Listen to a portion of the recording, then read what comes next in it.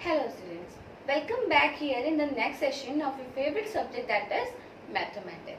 Students, in previous session we have completed till our exercise 5.1 और हमने क्या पढ़ा था, मल्टीप्लिकेशन के बारे में पढ़ा था. स्टूडेंट्स, आज के सेशन में हम करेंगे प्रॉपर्टीज ऑफ मल्टीप्लिकेशन, यानी कि मल्टीप्लिकेशन के क्या क्या प्रॉपर्टीज हैं आज हम इस सेशन में पढ़ेंगे. चलिए स्टार्ट करते हैं हमारा आज का session with properties of multiplication and our exercise number 5.2.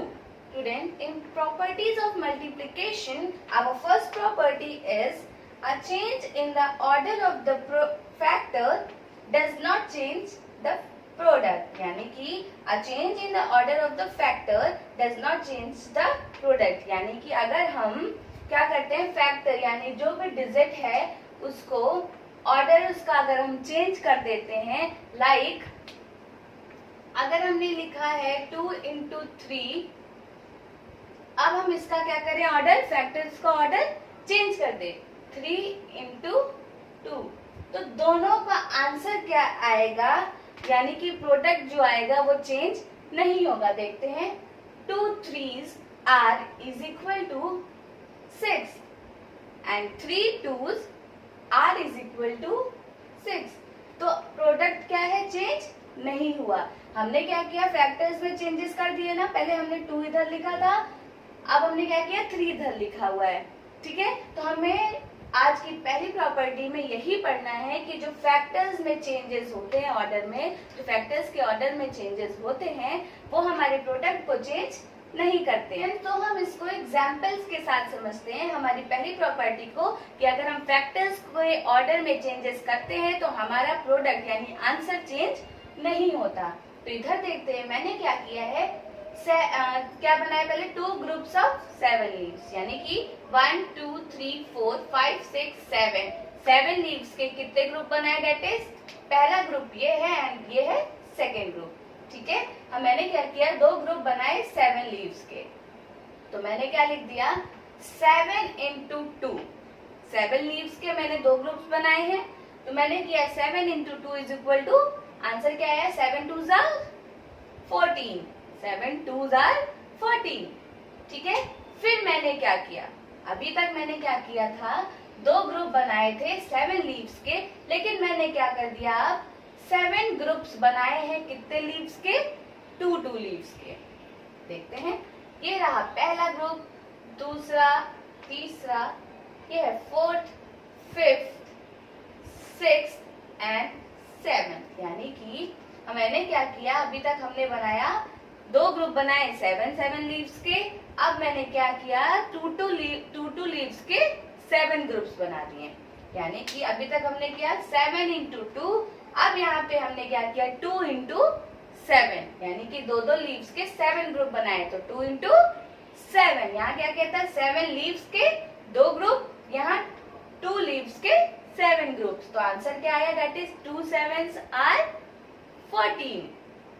2 7s are 14. सो हमारी प्रॉपर्टी पहली क्या हुई कि अगर हम फैक्टर्स में चेंज कर दे, चाहे 2 into 7 करें या 7 into 2, आंसर क्या आएगा, दैट इज 14 ही आएगा. ओके स्टूडेंट, जैसे हमने यहाँ पे किया था 2 into 3 करें तो भी 6 आएगा, या फिर 3 into 2 करें, the answer will be remain same, that is 6. तो हमारी पहली प्रॉपर्टी क्या थी, अ change in the order of the factor does not change the product. ये क्लियर हो गई स्टूडेंट्स. अब हम मूव करते हैं अपनी सेकेंड प्रॉपर्टी की तरफ, अपनी मल्टीप्लिकेशन की दूसरी प्रॉपर्टी. दूसरी प्रॉपर्टी क्या है students, when we multiply a number by 1 the product is the number itself, यानी कि अगर हम किसी भी नंबर को किससे मल्टीप्लाई करते हैं, दैट इज 1 से, तो हमारा आंसर क्या आता है, द नंबर itself, यानी कि वही नंबर वापस से हमारा एज आंसर आता है. एग्जाम्पल्स के थ्रू समझते हैं. यहाँ पे स्टूडेंट दिए मैंने 1 2 3 4 बॉल्स दी हैं.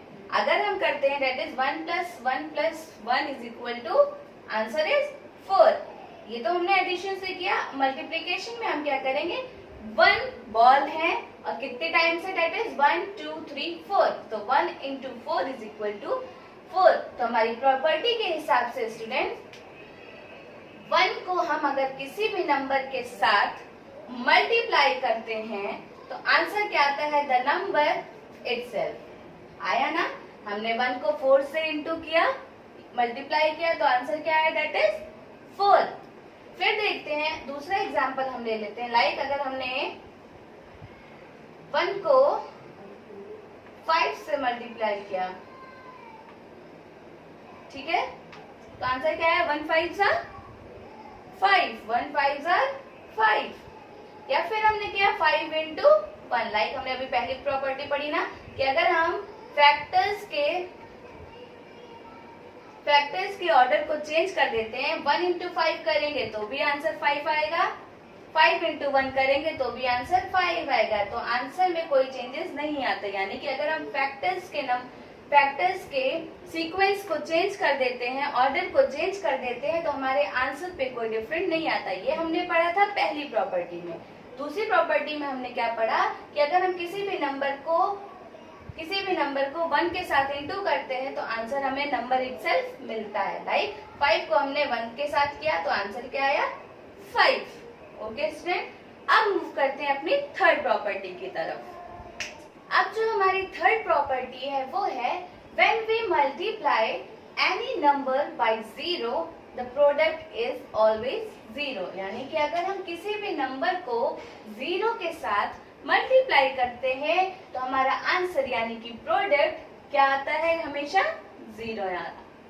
ठीक, तो हमें क्या करना है? इस प्रॉपर्टी से हम ये समझेंगे किसी भी नंबर को अगर हम 0 के साथ मल्टीप्लाई करते हैं तो हमारा आंसर यानी कि प्रोडक्ट हमें क्या मिलता है? That is 0। एग्जांपल देखते हैं। पहला हमने लिया that is 2 into 0। 2 into 0 is equal to 0। 5 into 0 is equal to 0. 6 zeros are is equal to 0. यानी कि अगर हम किसी भी नंबर को 0 के साथ मल्टीप्लाई करेंगे तो हमारा आंसर हमेशा क्या आएगा? 0। तो ये हमने पढ़ा थर्ड प्रॉपर्टी में। हम ओके स्टूडेंट, तो हमारी पहली प्रॉपर्टी क्या थी? पहली प्रॉपर्टी में हमने पढ़ा था कि अगर हम फैक्टर्स के ऑर्डर में चेंजेस कर देते हैं तो हमें आंसर में चेंजेस नहीं मिलते। दूसरी प्रॉपर्टी में हमने क्या पढ़ा कि अगर हम किसी भी नंबर को 1 के साथ मल्टीप्लाई करते हैं तो हमें आंसर क्या मिलता है? The number itself. यानी कि वापस से वही नंबर मिल जाता है। तीसरी प्रॉपर्टी में हमने क्या पढ़ा कि अगर हम किसी भी नंबर को 0 के साथ मल्टीप्लाई करते हैं तो हमें आंसर क्या मिलता है? 0।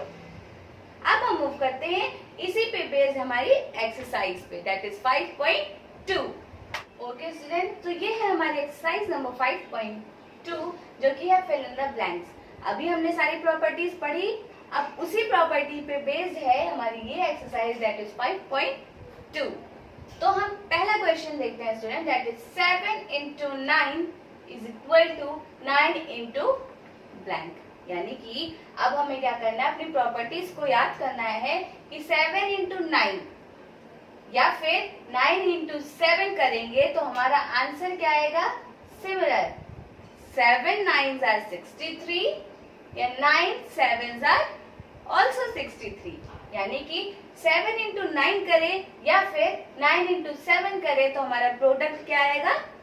सेम आएगा। पहली प्रॉपर्टी याद आई कि अगर हम फैक्टर्स के ऑर्डर को चेंज करते हैं यानी कि 7 इंटू 9 या 9 इंटू 7 तो हमारा जो आंसर यानी प्रोडक्ट होता है उसमें चेंजेस नहीं होते। ये तो थी पहली प्रॉपर्टी जो हमने पढ़ी थी, याद आ गई? दैट इज 7 इंटू 9 करें या फिर 9 इंटू 7।